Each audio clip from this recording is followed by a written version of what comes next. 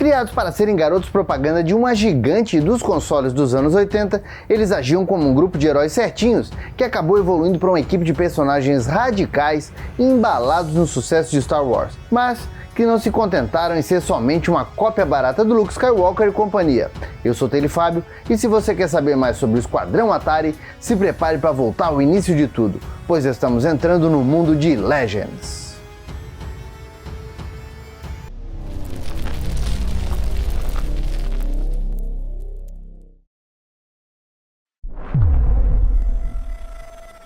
E o Legends de hoje é dedicado ao Esquadrão Atari, uma equipe de heróis, com membros bem diferentes e bem esquisitões, mas que conquistou o coração de quem lia os quadrinhos de super-heróis publicados pela editora Abril durante os anos 80, e que quase que inexplicavelmente sumiu do mapa sem deixar vestígios. Ou melhor dizendo, sumiu do mapa, mas deixou excelentes lembranças para quem lia quadrinhos lá nos anos 80. E em 1982, a Atari dominava praticamente sozinha o mercado dos consoles caseiros nos Estados Unidos com o seu Atari 2600. E querendo alavancar ainda mais as vendas e também presentear os compradores fiéis, acabou se aliando a DC Comics numa estratégia de marketing ousada demais até para a época, já que eles resolveram lançar algumas histórias em quadrinhos que viriam de brindes junto com jogos lançados pela empresa. Uma prática que é exemplo da Mattel com He-Man e suas mini-comics de brinde seria bem comum dali pra frente. Foi dessa forma que os medalhões da DC Comics se juntaram para lançar o Esquadrão Atari, com roteiros de Jerry Conway e Roy Thomas e desenhos de Roy Wandro, Dick Giordano e Mike Carlin. Essa equipe de medalhões dos quadrinhos produziram 5 edições sequenciais que contavam a história do Esquadrão Atari, um grupo de cientistas, médicos e militares que trabalhavam para o Instituto Atari. Corporação essa que substituía a NASA depois da chamada Guerra dos 5 Anos, que começou em 1998 entre as maiores nações e praticamente dizimou a população mundial. E no ano de 2005, o Instituto Atari acaba descobrindo através de pesquisas a existência do multiverso e reúne essa equipe de especialistas para procurar entre as inúmeras realidades paralelas uma nova Terra que seja inabitada, e pronta para ser colonizada por que restou da nossa humanidade. E dessa forma são reunidos 5 especialistas do Instituto, cada um deles vindo de uma nação do mundo. E os especialistas eram a Lydia Pérez, uma ex-astronauta da NASA, Alyssa Nohurk, uma ex-militar especialista em táticas e defesas, Mohander Singh, um engenheiro dotado de grande inteligência, Lucas Orion,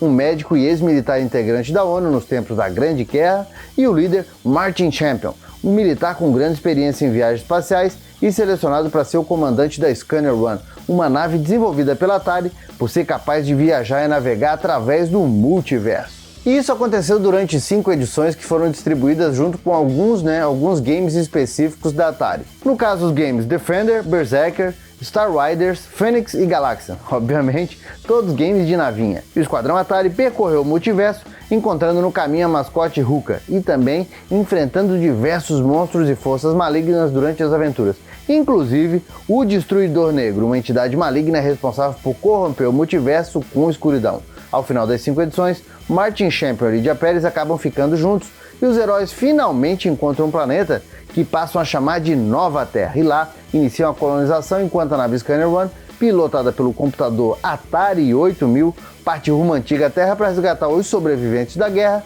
e trazer todos para esse novo mundo. E assim se encerrava a saga do Esquadrão Atari original, uma equipe que até fez bastante sucesso entre o mundinho ali dos gamers daquela época. E em 1983, a DC Comics lançou a sua linha de graphic novels e o número de estreia contou com uma história baseada no game Star Riders da Atari. Essa história foi escrita pelo Elliot S. Madden com arte do mestre José Luiz Garcia Lopes e se passava dentro do mesmo universo do Esquadrão Atari original, que apesar de não aparecer, era mencionado nesses quadrinhos. E essa primeira graphic novel, assim como as seguintes da DC Comics, fizeram bastante sucesso. E isso deu uma motivada na editora a procurar a Atari para fechar um novo acordo, para lançar novas histórias do Esquadrão Atari.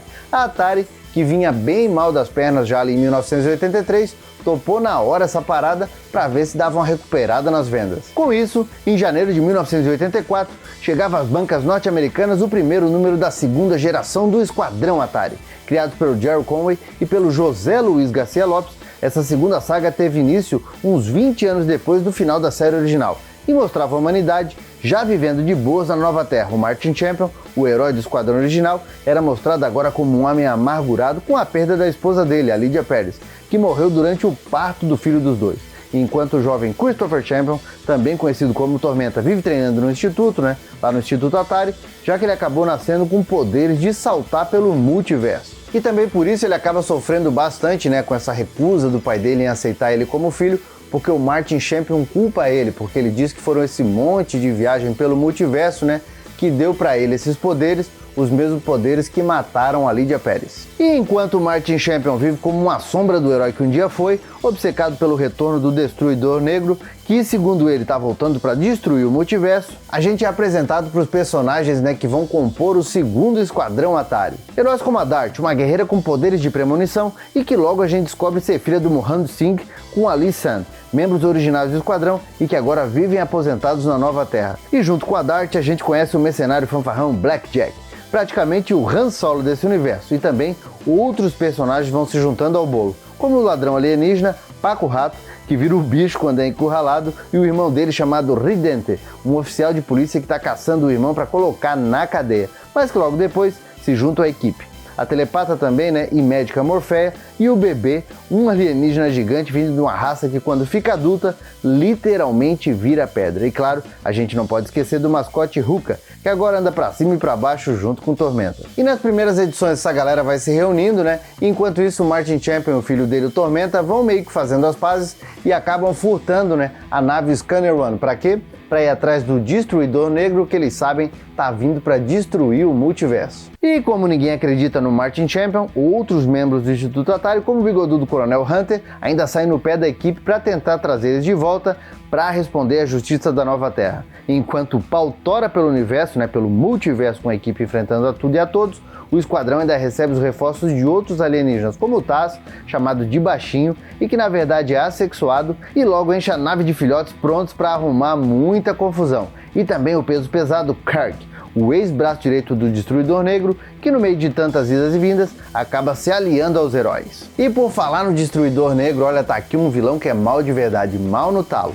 E agora ele assume uma forma humanoide que lembra bastante o Darth Vader, já que naquela época, Guerra nas Estrelas, Star Wars, hoje em dia, era sucesso absoluto. Bom, essa segunda geração do Esquadrão Atari foi de janeiro de 1984 até agosto de 1985 e ainda pôde ser dividida em duas fases, sendo a primeira até a edição 13, com Jerry Conway e o Garcia Lopes comandando o barco, ou melhor dizendo a nave, concluindo com a pancadaria entre o Esquadrão Atari e o Destruidor Negro, e depois a segunda fase que durou mais 7 edições, com roteiros do Mike Baron e arte do Eduardo Barreto e do Ed J. Hannigan, mostrando o retorno deles para casa e o julgamento por terem fugido com a Scanner One pelo multiverso. Na verdade, o Esquadrão Atari era um sucesso, e era para ter tido mais edições, mas como vocês sabem, fora do mundo editorial, no mundo empresarial, tudo é meio nebuloso, e a DC Comics e a Atari acabaram brigando. E infelizmente esse desentendimento acabou abreviando a publicação e impediu um novo arco de histórias dessa equipe tão disfuncional,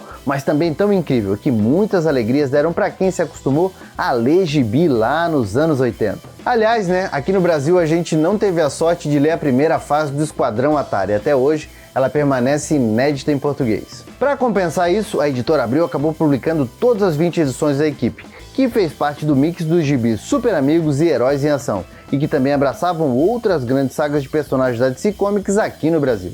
E apesar de ter tido uma edição especial publicada em abril de 1986 nos Estados Unidos, com várias histórias curtas, a segunda equipe acabou caindo num limbo judicial de onde até hoje não saiu.